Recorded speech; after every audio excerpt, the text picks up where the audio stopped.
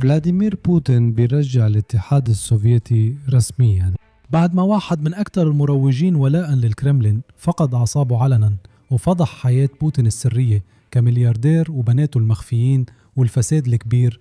الدكتاتور ما اكتفاش إنه يقبض عليه، رماه على طول في مستشفى نفسي.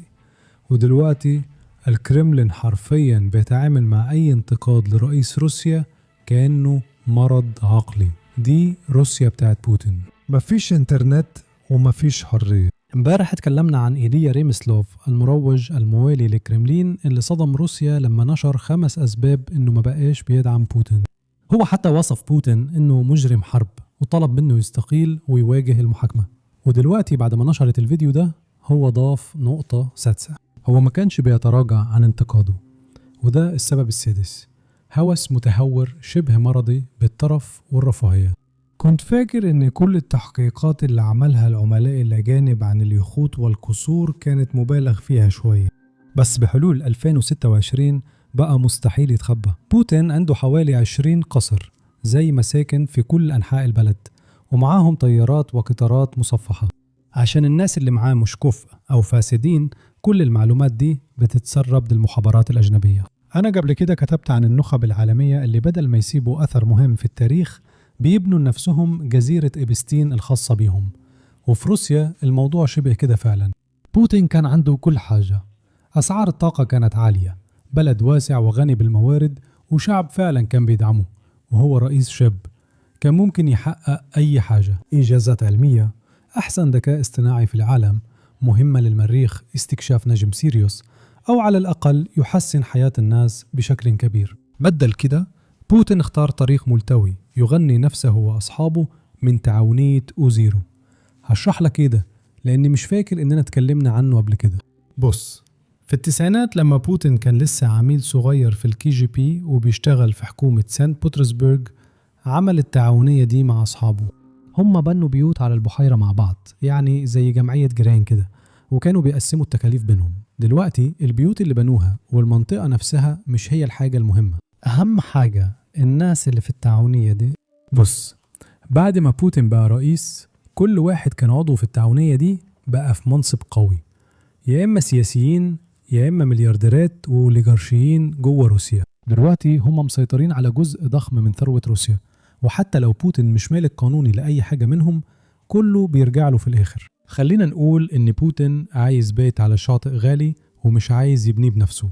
واحد من أصحابه في أوزورو هيبني له البيت، وكمان هيسيبوا له يستخدمه زي ما يحب كمكافأة على اللي عمله معاهم. وده بالظبط هو اللي بيخلي بوتين يقدر يبقى أغنى واحد في العالم من غير ما يمتلك أي حاجة باسمه بشكل قانوني. دي فعلا فضيحة كبيرة جوه روسيا، لأن كل ده اتكشف للناس بسبب إن الناس اللي حوالين بوتين مش واخدين بالهم كويس. عارف، هم أغنياء بس مش واخدين بالهم، عشان كده الأسرار بقت معروفة للناس. وعشان كده الناس في روسيا بيتكلموا كتير عن الجمعية دي، لأنهم عارفين إن دي الحاجة الرئيسية اللي بتفضح الفساد في الكرملين.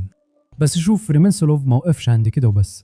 بعد التصريح نزل فيديو ووضح فيه إن بوتين مش بيضحك عليه من المستشارين اللي حواليه، هو عمدا بنى النظام ده عشان يفيد نفسه. النقطة دي بترد بشكل مباشر على الحجة اللي بوتين دايما بيستخدمها. تاريخيا كل ما يتعرض لانتقاد دايما بيقول يا جماعة أنا مش فاسد، الناس اللي حواليا هم اللي فاسدين. دي خدعة روسية قديمة معروفة باسم القيصر الكويس والبويار الوحشين. يعني القيصر بوتين كويس وعايز يعمل خير لروسيا، لكن الناس اللي حواليه فاسدين.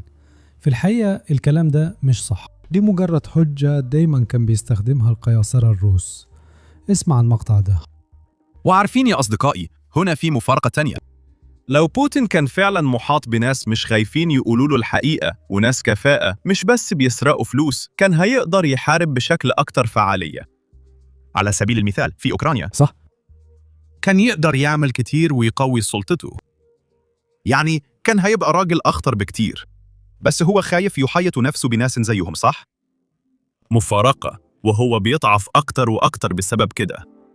انت شايف اللي بيحصل دلوقتي؟ فيه ارتباك وفوضى تامة. أنا بالفعل شايف علامات واضحة على الانهيار اللي جاي للنظام. هو بالظبط عشان بوتين خايف يحيط نفسه بناس ممكن ينافسوه، عشان كده هو هيخسر السلطة. والأغلب إن ده هيحصل السنة دي في 2026. текущем году, в 2026 году. وبعدين بدأ يهاجم أولاد بوتين. بوتين غير متزن خالص في موضوع أولاده. مفهوم إنه الأطفال لازم يتحموا، بس كل حاجة لازم تكون باعتدال. المشكلة إنه بوتين جبان جدا، وهو فعلا خوف أولاده بشكل كبير. بنات بوتين حتى مش بيشيلوا اسمه، وده كلام فارغ تماما. الكل عارف مين تكنوفا وورستوفا في الحقيقة. رافضين ياخدوا اسم عائلة أبوهم من الخوف. إيه اللي ممكن يكون مثير للشفقة من كده؟ محتاج أقول إنهم عمرهم ما بنوا حياتهم أو شغلهم بنفسهم. وبعدين هو قال حاجة كانت نوع من التلميح للمستقبل. بشكل عام أنا أقترح إنه فلاديمير بوتين يخضع ل10 أو 12 جلسة مع محلل نفسي. أقدر أرشحه له أخصائي لو محتاج. واضح إنه لسه ما اشتغلش على مخاوفه من أيام الطفولة وحاجته للسيطرة، واللي نقلهم لحياته لما كبر وبعدين لحياة أولاده، غير طبعا مواطني روسيا. يمكن التحليل النفسي يساعد بوتين يبطل يخاف من الموبايلات والإنترنت، وساعتها حياتنا هتسهل. رأيكم إيه؟ دلوقتي أنا متوقع إن بوتين كان بيقرأ كل الكلام ده، لأنه فعلا أخذ بالنصيحة دي. بس للأسف بوتين هو اللي ما راحش مستشفى نفسي. المدون نفسه اللي انتقد بوتين هو اللي تودى لمستشفى زي اللي كان بيطالب بوتين يروحها بالظبط. واحنا عرفنا كده لأنه اختفى من تليجرام واختفى من واتساب. من كام يوم بس كان بيرد على أي حد بيبعت له، أو على الأقل كان بيحاول يرد على أكبر عدد ممكن من الناس. وبعدين من يومين ما بقاش فيه أي رد خالص. وفي روسيا عارف يعني إيه لما الناس تختفي فجأة كده؟ غالبا بيكون عندهم عادة إنهم يقعوا من على السلالم أو يقعوا من الشباك. بس لحسن الحظ المرة دي الموضوع ما كانش كده. شوف، وكالة رويترز تواصلت مع مستشفى في سانت بطرسبرغ وسألوا إذا كان في حد اسمه ريموسلاف اتحجز عندهم. المستشفى فعلا أكدت إن في شخص بنفس الاسم الأول واسم العيلة اتحجز عندهم خلال الأيام اللي فاتت، ومش قادرين يشاركوا أي معلومات أكتر. أنا متوقع إن ده بسبب سرية المعلومات الطبية، بس على أي حال دي فعلا أخبار كويسة. هو مش في السجن، هو مش ميت، هو بس في مستشفى نفسي. بس لازم كمان نفتكر اللي حصل لنافالني. هو ما وقعش من الشباك على طول، هو اتبعت السجن، وبعدين كلنا عارفين إيه اللي حصل. بس بالنسبة لبوتين هو مش هيقف عند كده. في تشريع جديد بيتم تمريره في الدوما الروسي. بص على التقرير ده. تم تقديم مشروع قانون في الدوما الروسي هيمنع الصحفيين من كتابة مقالات رأي أو تقارير استقصائية في سياق اتهامي قبل ما المحكمة تاخذ قرار. التحقيقات الصحفية كمان حتتمنع جزئيا. وفوق كل ده بوتين كمان دلوقتي بيخلي الاحتجاجات غير قانونية، خصوصا الاحتجاجات ضد قطع الإنترنت. اسمها كده؟ مجلة نيزافيسا بتقول أن في محاولات فاشلة في روسيا كلها لتنظيم احتجاجات ضد رقابة الإنترنت. العنوان: الاحتجاجات دلوقتي بقت مش قانونية. السلطات المحلية في روسيا بدأت ترفض طلبات تنظيم احتجاجات في الشوارع، مش بحجة قيود كورونا زي قبل كده. في كازان حزب يابليكا اتقال له أن أهداف ونتائج ملموسة للاحتجاج اللي طلبه للدفاع عن الإنترنت مش واضحة. في منطقة إيركوتسك الاحتجاجات اللي طلبت ضد حجب الإنترنت توصفت أنها مش متوافقة مع القانون. فرع الحزب الشيوعي في ألتاي اللي كان عايز يحتج على بطء تليجرام وضد القمع السياسي اتقالوا إن الشعارات دي مش بتعكس الواقع وبتضلل الناس. كمان باين إن في محاولة منسقة لإقناع الروس إن العيشة من غير إنترنت مش حاجة كبيرة. العيشة من غير GPS أو خرائط أو تليجرام أو أي تطبيقات أخبار مش مشكلة كبيرة. وده بالظبط اللي بيتكرر في كل البرامج تقريبا على التلفزيون الروسي. ودلوقتي العذر اللي بيستخدموه هو إن في حرب شغالة والبلد لازم تعمل كل اللي تقدر عليه عشان تحمي المواطنين. بس المهم نفتكر إن دي حرب بوتين هو اللي بدأها، ودلوقتي بيقول للروس العاديين إنهم لازم يعيشوا كأنهم في القرن ال19 عشان هو بدأ حرب ما كانش المفروض يبدأها. اسمع كده. في وقت الحرب غالباً بيبقى في قيم أهم من الراحة الشخصية والقلق المستمر، زي ماذا لو وإيه اللي هيحصل دلوقتي. لو قيادة البلد أخذت قرار زي ده، غالباً القرار ده مبني على فهم معين جداً للوضع، بمعنى محدد جدا للوضع. ممكن تستغنى عن ده وفي الأساس تعيش حياة هادية تماماً ومليانة وواقعية وطبيعية زي أي إنسان، حتى لو يعني مجلس الدوما العزيز بتاعنا والمسؤولين السياسيين الأعزاء بتوعنا. مجلس الدوما والسياسيين الأعزاء بتوعنا. رؤسائنا الأعزاء بيفرضوا كل القيود اللي بيتكلموا عنها النهاردة. القيود اللي النهاردة أول حاجة يعني بيركبوا إنترنت فائق السرعة في كل حمام ريفي، بعدين تلاقي نفسك قاعد في الحمام وفجأة مفيش إنترنت، هتعمل إيه؟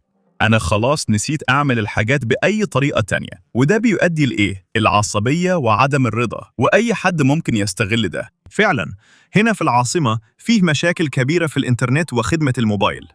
طيب هتقول إيه؟ دي الأيام اللي إحنا عايشينها.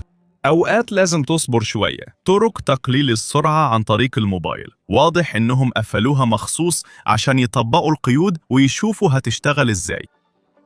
خلاص أهو شغال. أيوة دلوقتي هنعيش. الجملة دي كانت في أغنية ليوبي. هنعيش بطريقة جديدة دلوقتي. تقدر تعمل إيه؟ وبشكل عام زي ما أنت عارف ده بيخلق وصلات عصبية جديدة وده مفيد جداً. لما تفتح خريطة ورق كده الدنيا بتبدأ تبان بشكل مختلف شوية. بتشوف الشوارع اللي موجودة. لو هنتكلم عن الموضوع ده بجد فكر فيه بهدوء، يعني هنعيش إزاي؟ يا نهار أبيض، هنعيش إزاي؟ هنعيش كويس جدا. ومش بس المدنيين اللي بيعانوا، كمان الجنود الروس في الخطوط الأمامية بيشتكوا من نفس المشكلة. قالوا لهم يسيبوا تليجرام ويستخدموا تطبيق مراسلة تابع لجهاز الأمن الفيدرالي اسمه ماكس. الشرطة وأظن الشرطة العسكرية فعلا بتفتش تليفونات الكل عشان تتأكد إنهم بينفذوا الأمر ده. في حاجة مثيرة عن التطبيق اللي جهاز الأمن الفيدرالي عمله. لو فتحت التطبيق وبصيت على الخريطة أو المواقع هتلاقي الكرم متسجلة كأرض أوكرانية فيه، والتطبيق ده معمول من جهاز الأمن الفيدرالي نفسه. فين الكفاءة اللي المفروض يكون في جهاز استخبارات محترم؟ مش غريب إنه بوتين دايما خايف، وطبعا كل ده أخبار ممتازة لأوكرانيا. قريب القوات الروسية هتضطر تستخدم البريد الورقي فعليا عشان يتواصلوا في الجبهة، وده مش كلامي أنا، الكلام ده من الرئيس الأوكراني زيلينسكي. اسمع بنفسك. المخابرات الروسية كانت بتستخدم تيليجرام في أوكرانيا ولسه بتعمل كده. إحنا عارفين ده وبنكتشفه، إحنا بنحاربه. أما بالنسبة لينا بصراحة إحنا كمان بنشتغل من خلال تيليجرام في روسيا. دلوقتي بعد روسيا ما قيدت تليجرام هيبقى أصعب نوصل إشارات لمجتمعهم، هيكون أكتر حاجة معقدة. بس برضو جالي تقرير عن الشبكة الجديدة بتاعتهم ماكس. ماشي هنوصل لماكس برضو. الخطوات اللي بياخدوها والحاجات اللي بيعملوها تقييد الشبكات الاجتماعية وتقييد الاتصالات بالموبايل، كل ده علشان السيطرة الكاملة. إحنا فاهمين بوتين بيبني إيه في روسيا أو تقريبا خلاص بناه. دي خطوة لورا 100 سنة لورا. ممكن يرجعوا يستخدموا البريد الورقي والتلغراف والخيول قريب. دي حضارتهم. يمكن بوتين فعلا بيحب كده. يمكن ده اللي بيخليه يحس إنه شاب تاني. يمكن ده الإحساس لما يرجع شاب تاني.